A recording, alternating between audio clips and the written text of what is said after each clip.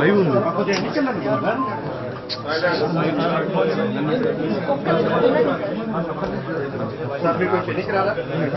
నేను బావాలి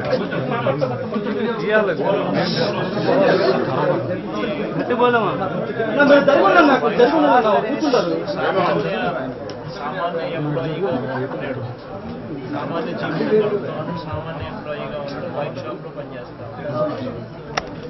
ఏ రోజు గొడవతో సంబంధం లేదు.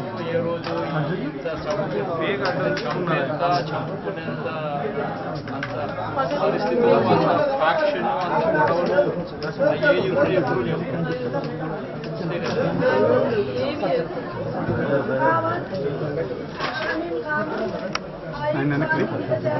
ఆయన వెనకలేదు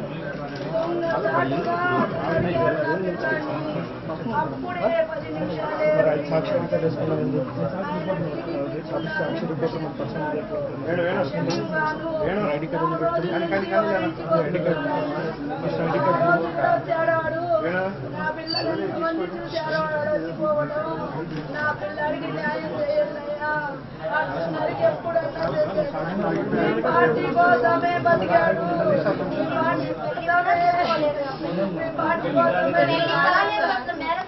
పార్టీ కోసమే ప్రేరణించాడు అబ్బాయి. అలాంటి అబ్బాయి కాదు. తగులుపోయినా చాలా అభిమానం.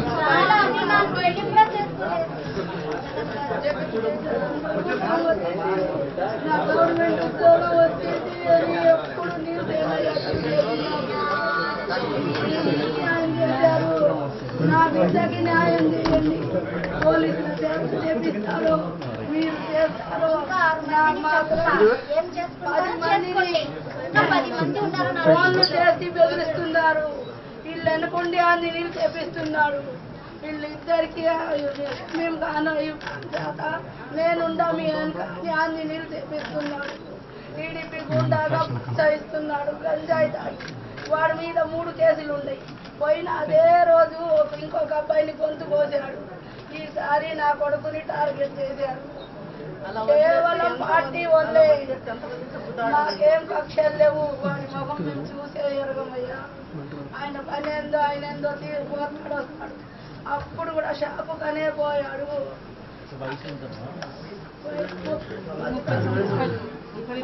99 ఉంటాయ్యా.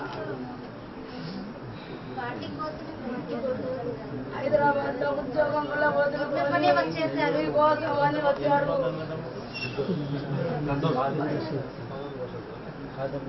అమ్మాయి చెల్లెలు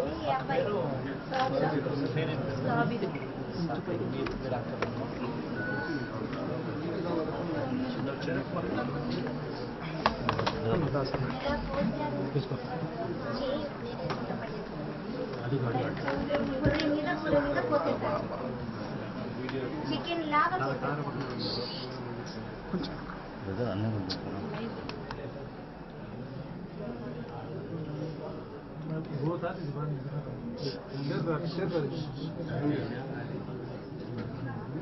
ఆ వీడియో తీసి అందరినీ భయపెడుతున్నారు. ఎవరికి ఫోన్ చేసినాడు?